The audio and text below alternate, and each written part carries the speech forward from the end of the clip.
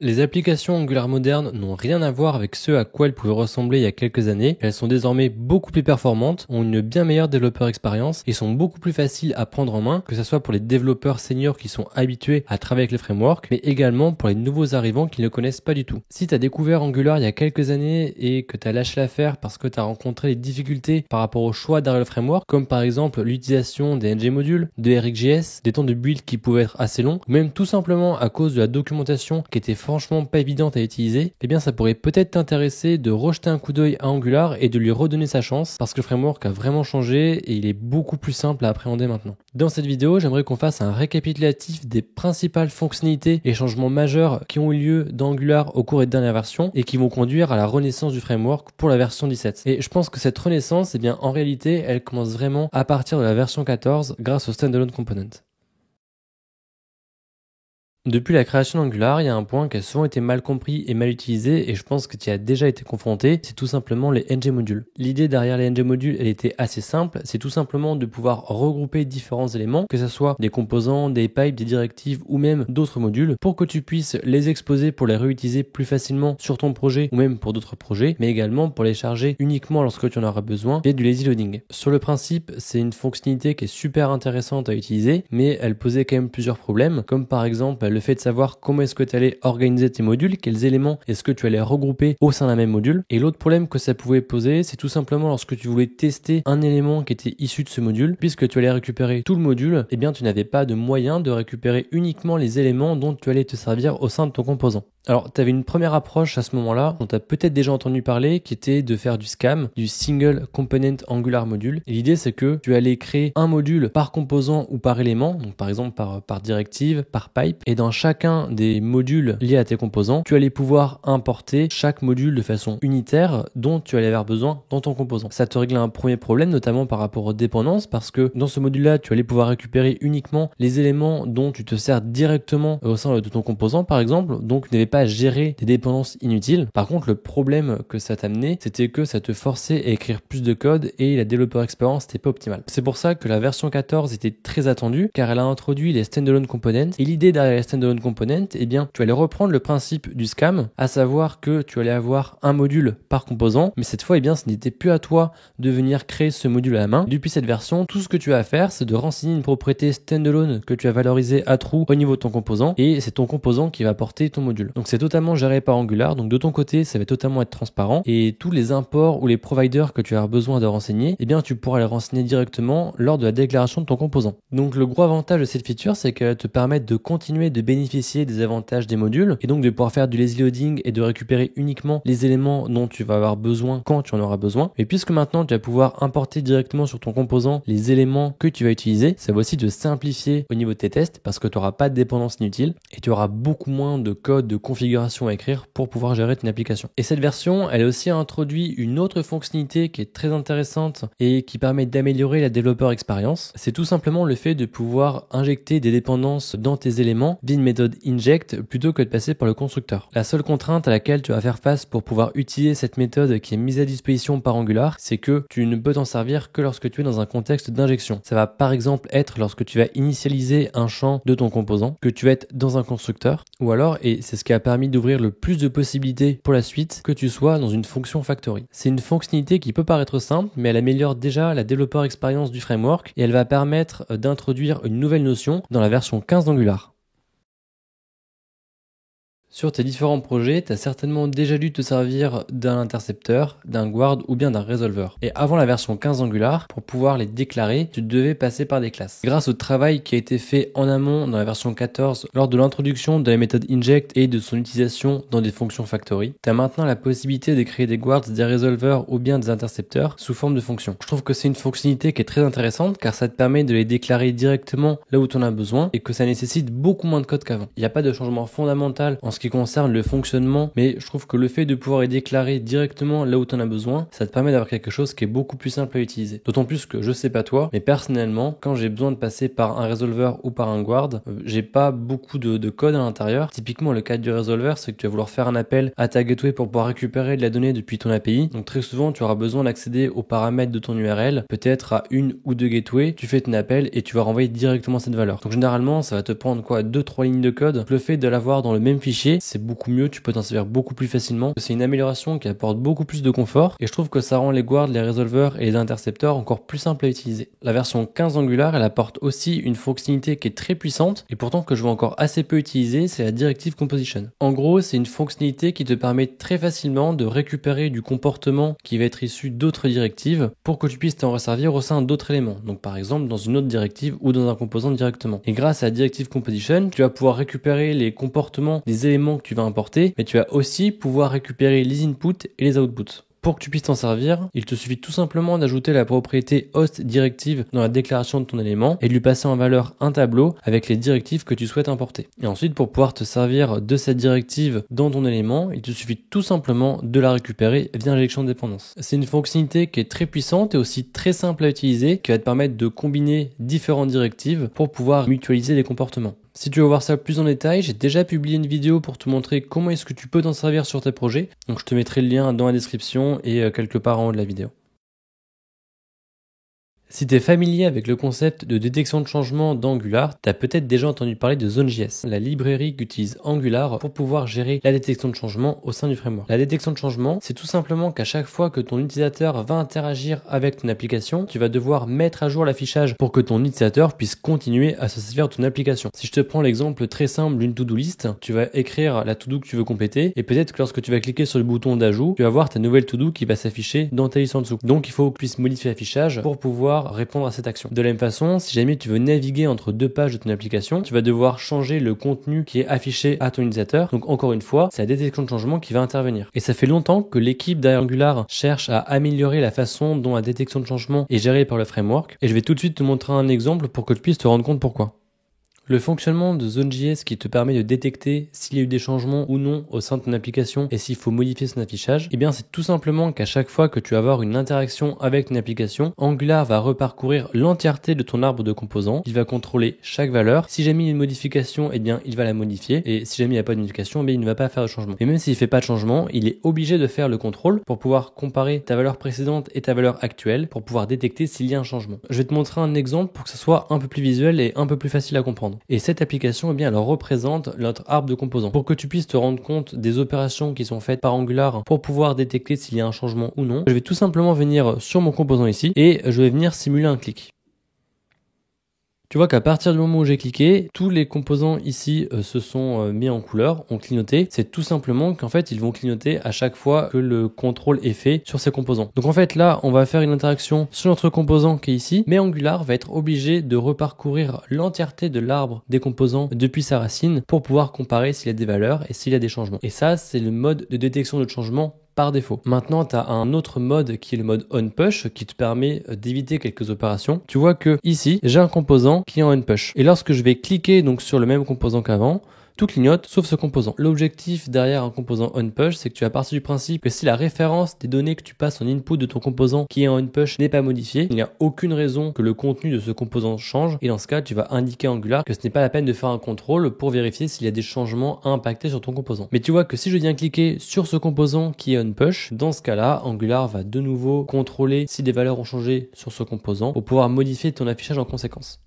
Tu vois que même si aujourd'hui, eh bien, tu n'as jamais rencontré de problématique de performance à cause de la façon dont Angular gère la détection de changement, il y a quand même quelque chose qui pourrait être amélioré. Même par principe, en fait, le fait de reparcourir l'entièreté de ton arbre de composants, c'est quelque chose qui peut devenir coûteux, notamment si c'est une application qui est vraiment complexe, qui a beaucoup de composants. C'est dommage de devoir venir contrôler tous tes éléments pour une seule modification. En fait, ce qu'il nous faudrait ici, ça serait un moyen de pouvoir détecter directement l'endroit qui était modifié dans ton application et venir mettre à jour uniquement la valeur qui dépend de cette modification en une seule fois. Alors, c'est quelque chose qui est facile à dire, mais en réalité qui est assez complexe à mettre en place parce que tu imagines bien que la détection de changement, c'est quelque chose qui va impacter le framework à tous les niveaux, donc c'est vraiment un très gros chantier. Mais ce très gros chantier, eh bien, il a commencé à être traité dans la version 16 d'Angular, notamment grâce à l'arrivée des signaux qui introduisent un nouveau modèle de réactivité au sein d'Angular qui est beaucoup plus simple à comprendre et qui sera beaucoup plus performant par la suite. L'idée derrière l'utilisation des signaux, c'est tout simplement de mettre à disposition un nouveau type de données sur lequel tu vas être en mesure de pouvoir être notifié à chaque fois qu'il y aurait une modification sur cette valeur. Et puisque tu es en mesure de détecter qu'il y a un changement uniquement sur cette valeur,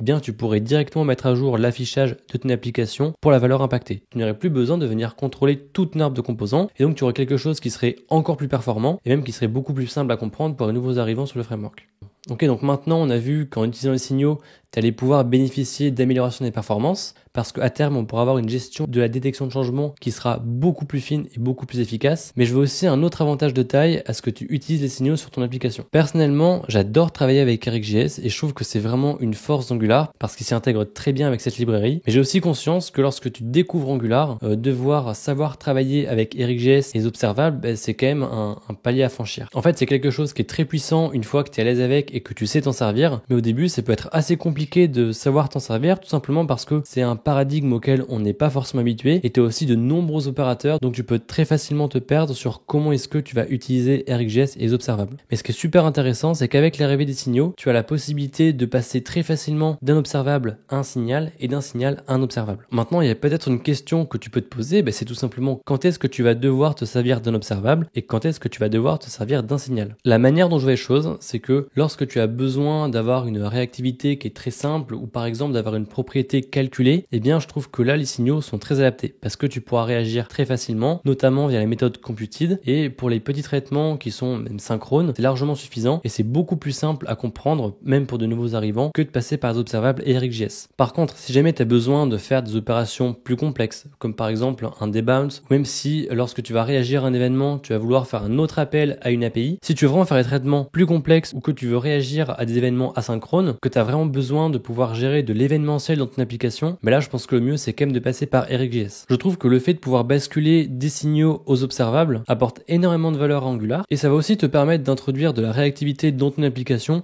sans forcément avoir besoin de maîtriser RxJS. En fait, tu peux commencer à travailler avec les signaux et quand tu auras des besoins plus poussés, tu pourras passer par les observables et par les opérateurs mis à disposition par RxJS. Si c'est un sujet qui t'intéresse, j'ai déjà publié une vidéo pour te montrer comment est-ce que tu pouvais servir des observables et des signaux et comment est-ce que tu pouvais imbriquer les deux pour tirer le plus de valeur dans tes applications. Donc je te mettrai le lien dans la description ou quelque part en haut de la vidéo. L'idée, c'est dans la version 16 de commencer à intégrer les signaux pour que les équipes puissent se familiariser avec ce nouveau modèle de réactivité et ça apporte aussi des simplifications sur la manière dont tu vas travailler avec les observables et RxJS. Mais ce dont je t'ai parlé un peu plus tôt pour que tu sois en mesure de détecter directement lorsque ton signal a émis une valeur et que c'est uniquement à cet endroit qu'il va falloir modifier ton affichage et donc que ça t'évite de reparcourir l'entièreté de ton arbre de composants pour faire des contrôles. C'est quelque chose qui n'est pas encore mis en place et qui sera peut-être mis en place dans la prochaine version d'Angular, donc dans la version 18, notamment avec les signal-based components. L'idée c'est que dans ce composant, tu ne passes que par des signaux et à chaque fois qu'un signal va émettre une valeur, Angular va être en mesure de modifier l'affichage uniquement à cet endroit-là. Et il y a une autre fonctionnalité qui est très attendue lorsque les signal-based components seront mis à disposition, c'est tout simplement que tu vas pouvoir remplacer l'utilisation de la notation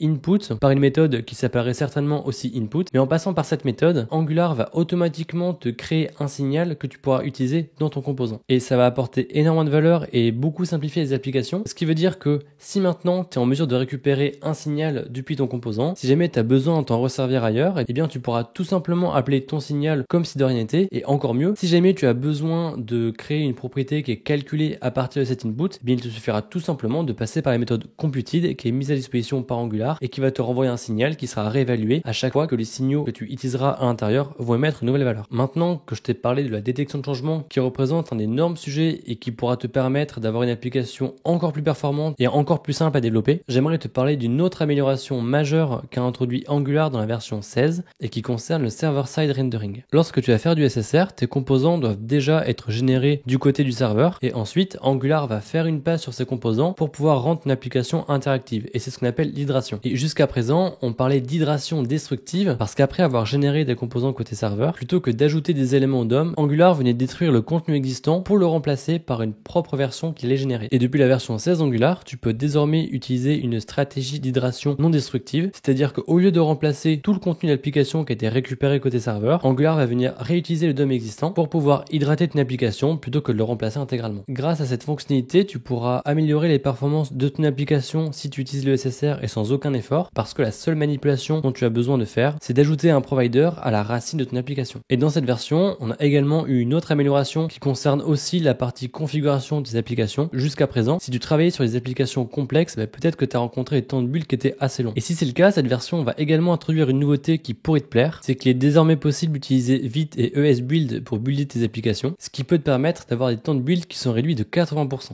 Et encore une fois, ce que je trouve génial avec cette nouvelle fonctionnalité, c'est que tu vas pouvoir en bénéficier sans quasiment aucun effort, parce que la seule chose que tu vas avoir besoin de faire, c'est de venir modifier ton fichier angular.json pour venir mettre à jour ton builder en ajoutant le suffixe -esbuild. Tu vois que la version 16 d'Angular a déjà apporté pas mal de changements majeurs, donc qui te permettent d'avoir de meilleures performances, ou alors qui s'inscrit dans une démarche plus long terme, comme avec l'introduction des signaux pour repenser le modèle de réactivité. Mais cette version, elle a également apporté d'autres améliorations qui pourraient te sembler un peu plus anecdotiques, mais qui permettent de simplifier la développeur expérience du framework pour que tes applications soient encore plus simples à développer. Donc c'est une fonctionnalité qui était demandée depuis très longtemps par la communauté. C'est tout simplement le fait de pouvoir indiquer des inputs comme required. À partir de cette version, tu as désormais la possibilité d'alimenter un paramètre required sur le décorateur de ton input pour indiquer que cet input doit être valorisé. Et si jamais cet input n'est pas valorisé dans tes composants, tu auras une erreur lors de la compilation. Et une autre amélioration qui concerne les inputs, c'est que tu as désormais la possibilité de renseigner une propriété transform dans le décorateur de ton input pour pouvoir venir lui appliquer un traitement entre le moment où tu vas passer ta donnée en input sur la balise de ton composant et le moment où tu vas vouloir exploiter cette donnée à l'intérieur de ton composant.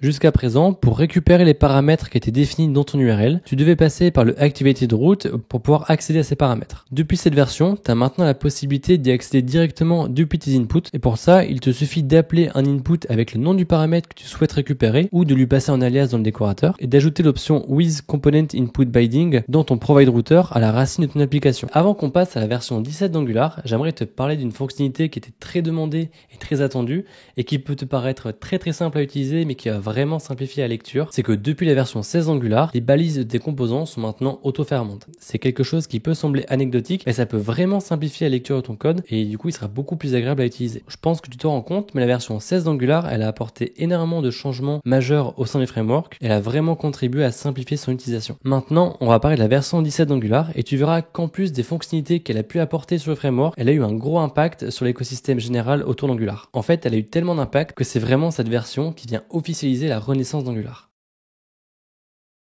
À cette occasion, Angular change de logo, ce qui lui permet d'avoir un logo qui est plus moderne et qui marque plus de différence avec l'ancien logo d'AngularJS, parce que jusqu'à présent, les deux logos étaient assez proches et ça pouvait encore prêter à confusion. Et l'équipe a aussi profité de ce changement de branding pour introduire un tout nouveau site, angular.dev, qui va devenir le site officiel d'Angular à partir de la version 18. Sur ce site, tu vas pouvoir retrouver toute la documentation du framework qui a été intégralement revue et repensée. Donc c'est quelque chose qui a énormément de valeur, que ce soit pour les nouveaux arrivants comme pour les personnes plus à l'aise avec Angular, parce que désormais la documentation est beaucoup plus claire et c'est beaucoup plus simple de naviguer à l'intérieur pour pouvoir s'y retrouver et monter en compétence sur le framework. L'équipe a intégralement repensé le nouveau tutoriel qui te permet de monter en compétence sur Angular et tu peux tout faire intégralement dans le navigateur. Donc c'est quelque chose qui est très pratique parce que tu as besoin de rien installer, tu vas pouvoir découvrir les nouvelles fonctionnalités d'Angular étape par étape et c'est beaucoup plus simple pour comprendre comment te servir du framework et quels sont les outils qui sont à ta disposition. Donc maintenant, je vais te parler des changements qui ont été apportés dans cette version et qui impactent directement Angular. Et le premier point, c'est que toutes les améliorations qui touchent la ligne de commande d'Angular dont je t'ai parlé jusqu'à présent dans cette vidéo sont intégrées nativement dans la version 17. Ce qui veut dire qu'à partir de la version 17, lorsque tu vas générer un composant, lorsque tu vas générer une application, bien automatiquement tout sera en standalone par défaut. Il n'y aura plus besoin de renseigner un paramètre en plus. Et je t'ai également dit qu'à partir de la version 16 d'Angular, tu avais la possibilité d'utiliser Vite et esbuild sur ton application pour améliorer les performances. C'est aussi une amélioration qui est embarquée nativement par la ligne de commande d'Angular. Alors c'est quelque chose qui peut sembler anecdotique, mais en réalité je pense que c'est très important et que ça amène beaucoup de valeur au framework parce que peu importe le contexte des équipes qui vont utiliser Angular, ça sera des changements qui vont s'appliquer automatiquement lorsque les différents membres de l'équipe vont utiliser la ligne de commande. Ce qui veut dire que même en ayant une équipe qui n'est pas sensibilisée aux bonnes pratiques d'Angular ou qui n'est pas forcément au courant des améliorations qui sont apportées au fur et à mesure, eh bien tous ces ajouts seront appliqués automatiquement sur les projets existants mais aussi sur les nouveaux projets. Et je trouve que ça a beaucoup de valeur parce que ça va permettre sans aucun coût supplémentaire et aussi sans nécessité de formation de la part des équipes de bénéficier d'applications qui seront encore plus simples à maintenir et qui seront beaucoup plus performantes que ce qu'elles pouvaient être il y a quelques années. Le prochain changement dont je vais te parler qui est apporté par cette version, c'est une fonctionnalité qui était très attendue par la communauté et peut-être que tu en as déjà entendu parler. Il s'agit du nouveau control flow. Donc c'est quelque chose qui va permettre d'avoir une meilleure développeur expérience et d'améliorer la performance, encore une fois, sans aucun coût supplémentaire. Jusqu'à présent, si tu voulais interagir avec les éléments dans ton template, par exemple pour pouvoir les conditionner ou pour pouvoir itérer sur tes différents éléments, tu allais devoir passer par les directives structurelles qui étaient mises à disposition par Angular, comme le ngIf, le ngSwitch ou le ngFor. Il y a un constat qui a été fait, c'était que tout le monde n'était pas à l'aise avec l'utilisation de ces différentes directives et que ça pouvait parfois mener à du code qui était difficilement lisible ou difficilement compréhensible. À titre d'exemple, si jamais tu voulais afficher un élément si une condition était remplie, mais que tu voulais afficher un autre élément si ce n'était pas le cas, tu allais devoir passer par un ngIf et dans le else, tu allais devoir déclarer un ngTemplate en lui passant la référence de ton objet avec le contenu affiché à l'intérieur. Une fois que tu es habitué à cette façon de faire, tu peux l'appliquer sans trop te poser de questions, mais c'est vrai que c'est pas forcément intuitif au début et même que ça te rajoute du bruit et c'est pas quelque chose qui est forcément agréable à utiliser. C'est quelque chose qui peut rendre ton code moins lisible dans ton template et qui va rendre une application plus difficile à comprendre et donc à faire évoluer. Et il y a un autre point qui n'était pas forcément agréable, c'était que depuis l'introduction des standalone components dans la version 14 d'Angular, tes composants sont les standalone, mais ces directives structurelles, donc comme le ngIf, le ngFor ou le ngSwitch, puisque c'est des directives, ça veut dire que si tu en as besoin dans ton composant,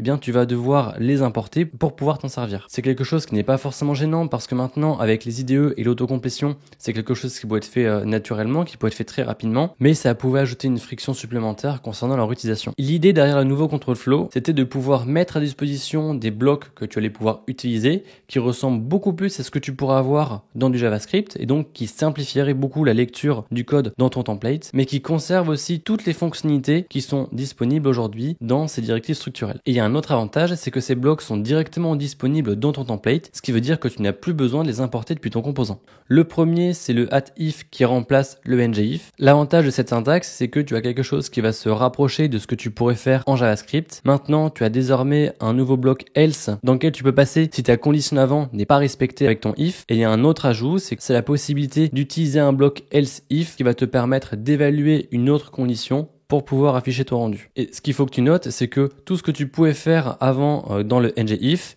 eh bien tu peux le faire dans cette syntaxe, c'est-à-dire que tu vas pouvoir déclarer une variable comme tu le faisais avant, mais tu pourras aussi appeler un pipe comme tu le faisais avant. À la place du ngFor, tu as désormais la possibilité d'utiliser un bloc for. Encore une fois, tu vas te rapprocher beaucoup plus de ce que tu pourrais avoir dans du JavaScript. Dans le ngFor, tu avais la possibilité de renseigner une propriété trackby dans laquelle tu allais déterminer la clé d'un des éléments sur lesquels tu fais ton itération, et ce qui te permettait de ne pas re-rendre toute ta liste à chaque fois qu'il y avait une modification sur cette dernière. Jusqu'à présent, cette propriété était optionnelle, donc tu n'étais pas obligé de la renseigner, alors que maintenant, dans ton for, tu vas devoir renseigner ta propriété trackby spécifiquement. Mais l'avantage, c'est que c'est aussi beaucoup plus simple de lui alimenter cette propriété parce que jusqu'à présent, tu devais déclarer une fonction dans ton composant pour pouvoir t'en resservir dans ton template, alors que maintenant, sur le nouveau bloc for, tu pourras directement passer la clé depuis ton objet. D'après les benchmarks qui ont été réalisés par l'équipe d'Angular, l'utilisation du nouveau bloc for te permet d'avoir une amélioration des performances qui peut aller jusqu'à 90%. Donc c'est une amélioration qui est vraiment conséquente et en plus de ça, tu vas pouvoir avoir un code qui est beaucoup plus simple à comprendre. Et de la même manière que pour le ngIf, tu vas pouvoir te resservir de tous les comportements qui étaient